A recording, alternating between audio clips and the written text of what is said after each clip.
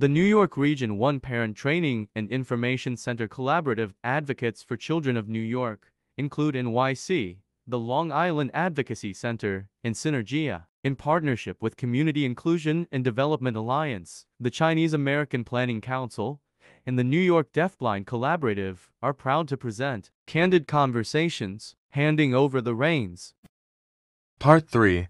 A few words of advice. Should have more support for people like me. I feel like parents and any other adult should try to allow the kid to self-advocate for themselves when it comes to a point that they feel like it's right to self-advocate for yourselves. It's not, I don't think as much as you can teach them and help them, you can't do it for them.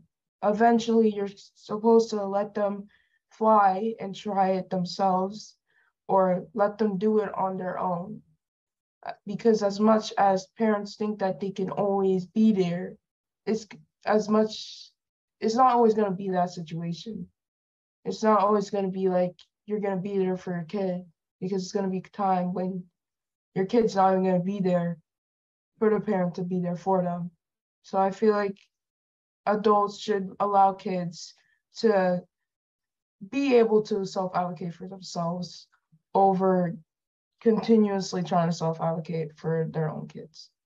Giving them some practice for like advocating for themselves, because you can't just like jump into a meeting and just completely like start advocating for yourself like on the spot. Like, you're gonna need a little bit of preparation before that. So I guess maybe giving them a little bit of preparation and just a little bit of like help. And then by the time it reaches, like, let's say maybe their IEP meeting or just a meeting in general that just talks about their disabilities, they'll be prepared enough to talk for themselves and not necessarily rely on others to talk for them.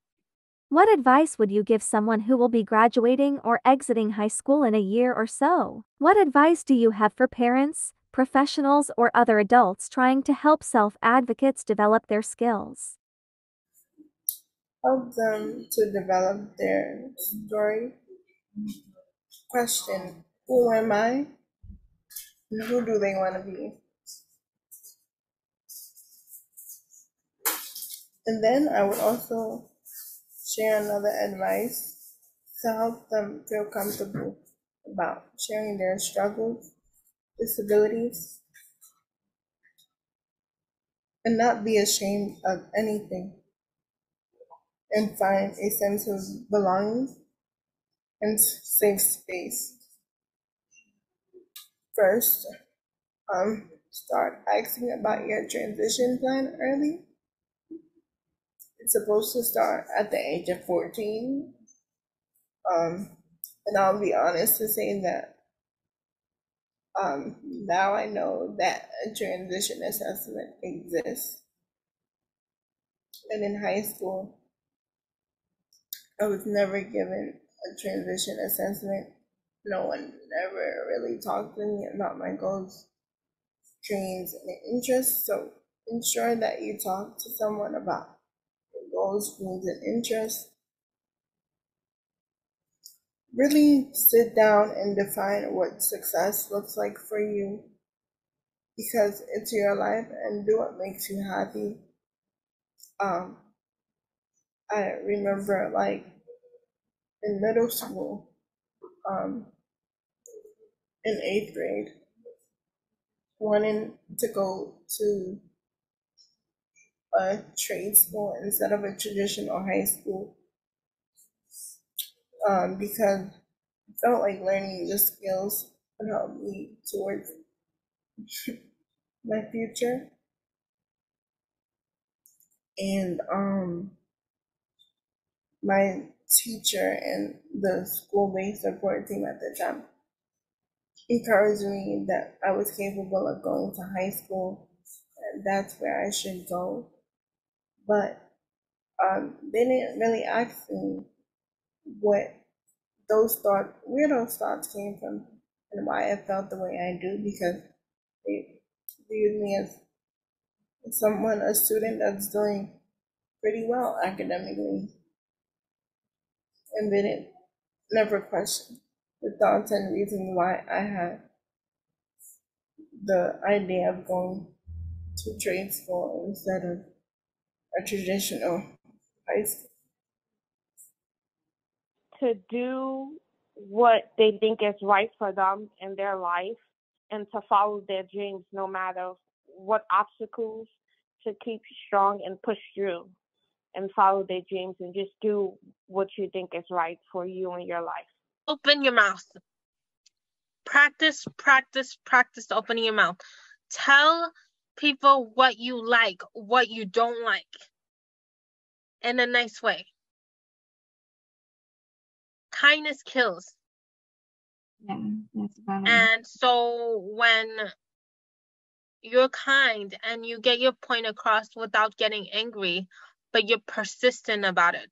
So perseverance and open your mouth. Be who you are and don't take less. Well, for like parents, you know, I would say like if you want your children to learn ASL, that you should learn it as well. And then that would really help you to interact with them more. You know, for me, it's a little different because my parents already knew some sign language. So I am able to understand what they say. And it is important, you know, because I am hard of hearing. I would say, you know, to get like a actual like deaf interpreter or like a hearing interpreter.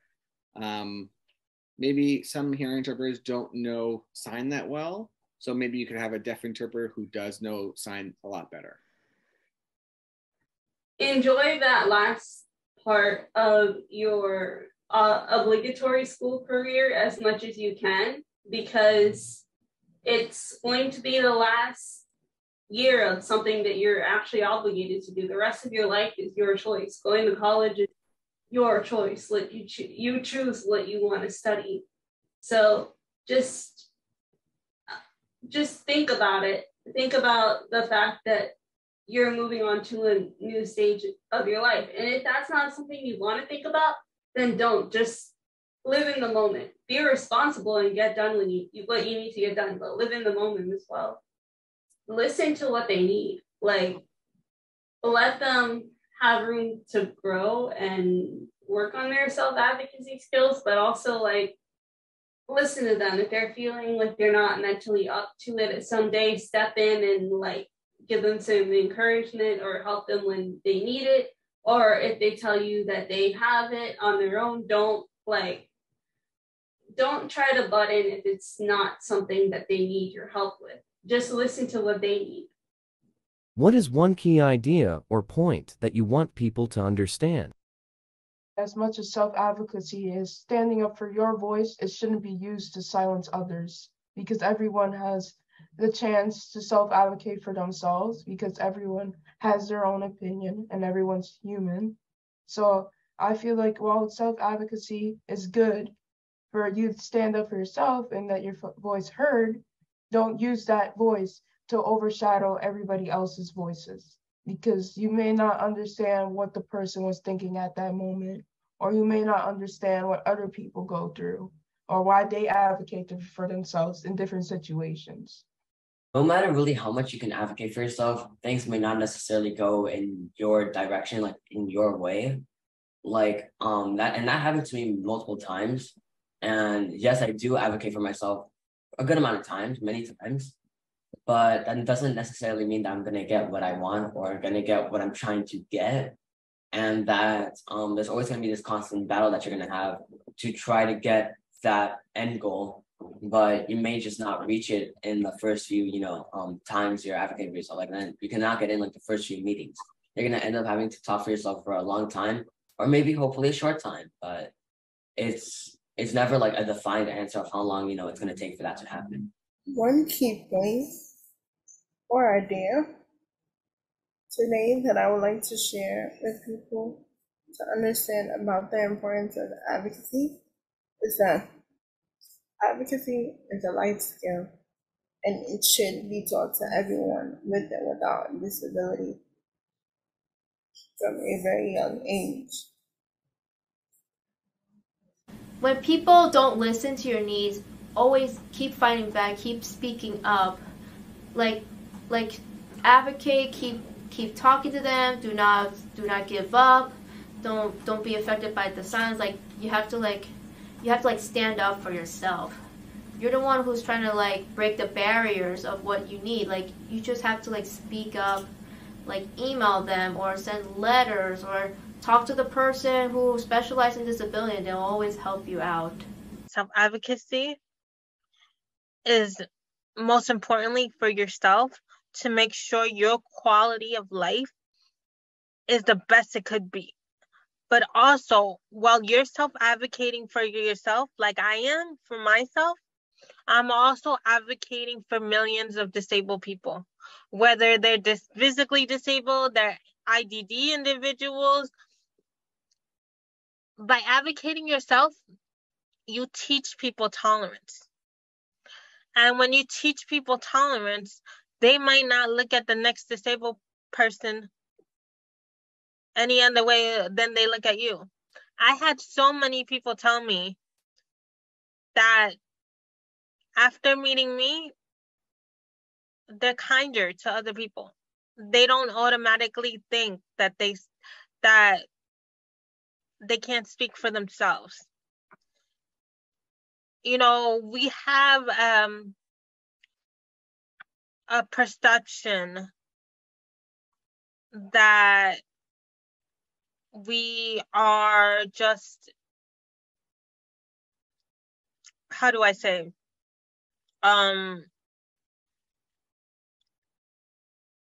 we don't like mixing. We love mixing. We love, and I love, people having the knowledge. Ask me why I'm in a wheelchair. There's no such thing as a stupid or dumb question when knowledge comes. You want to ask me? Ask me. By you not asking me is ignorance on your level. And ignorance is not something that we tolerate. Don't make the mistake to allow an outsider to have the conversation and the disclosure about your child disability. That is a conversation that parents, we should be ready to have with our kids and be there to support them, because in many cases, the first reaction, it may not be the one that you're expecting, and it can be hurtful. But then you have the space and the love to support your child through that process. I think that is so important, especially at transition age, to have a conversation with your kids, to invite them to their IEP. Something that I have done, I have pulled out the reports, their evaluations, and say, let's gonna read it together. And I'm here to answer any question that you may have.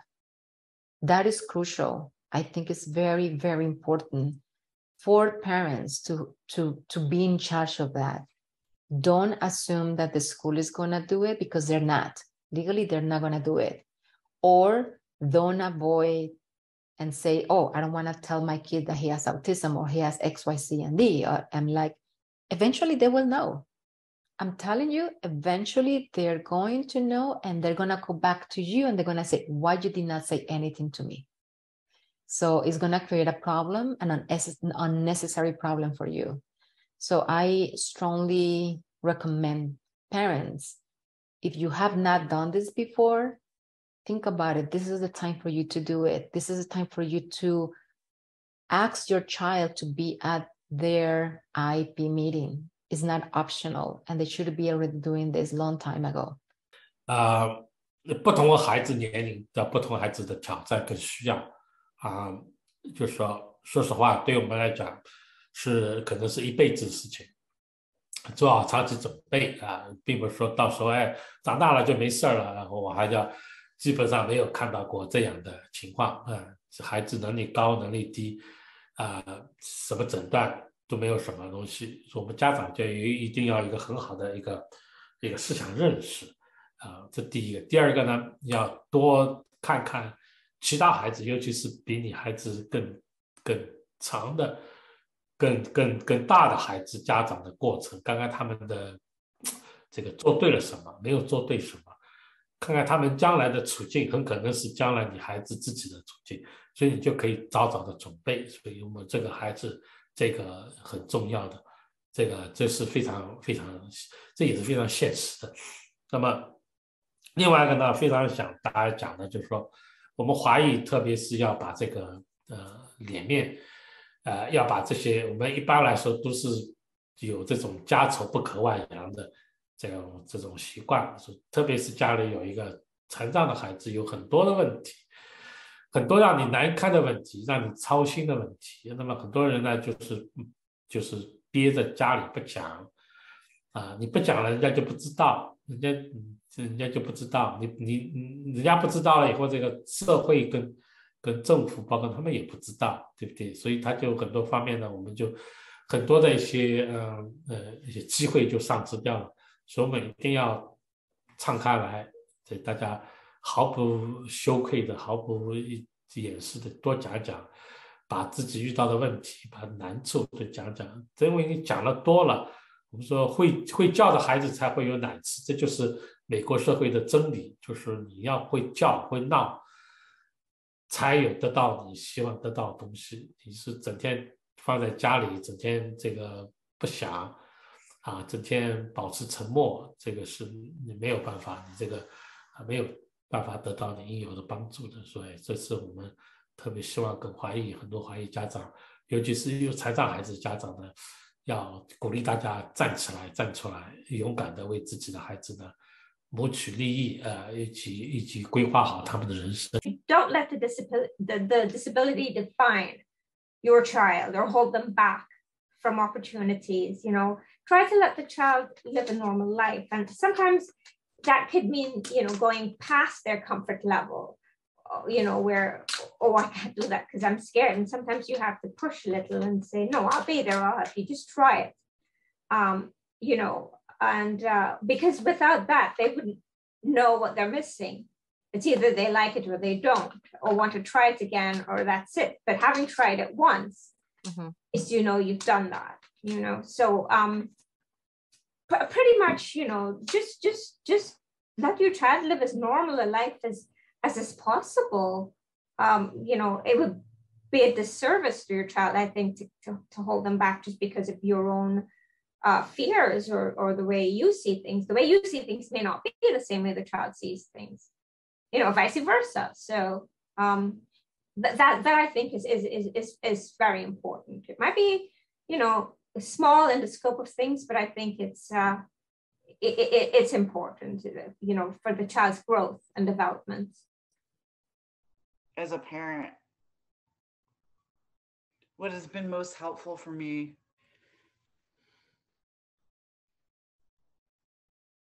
is remind myself to just show up. And what I mean by that is being compassionate with myself and taking comfort and knowing I'm doing the best I can. And that some days it's less than the day before or more, and that's okay too. And that often, no matter how much I do, I still may feel like it's not good enough, or no matter where he goes to school or what activities he's involved in, it's still not good enough. And reality is, I don't think anything will ever be good enough. And some of that is just rooted on fear. And that it's universal, in that if we can all be gentle with ourselves, and talk to ourselves the way that we would talk to our best friend in relation to parenting kids with involved needs and developmental disabilities, that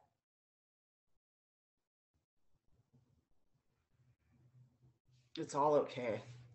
Have questions? Need help? Please feel free to reach out to us. Advocates for Children of New York, 866-427-6033, include NYC, 212-677-4660, Long Island Advocacy Center, 516-248-2222, Sinergia, 212-643-2840, extension 602. Chinese American Planning Council CPC, 718-224-8197, Community Inclusion and Development Alliance CIDA, 718-358-8899, New York DeafBlind Collaborative, 718-997-4856. On behalf of the New York Region 1 Collaborative and our fellow partners, thank you for watching.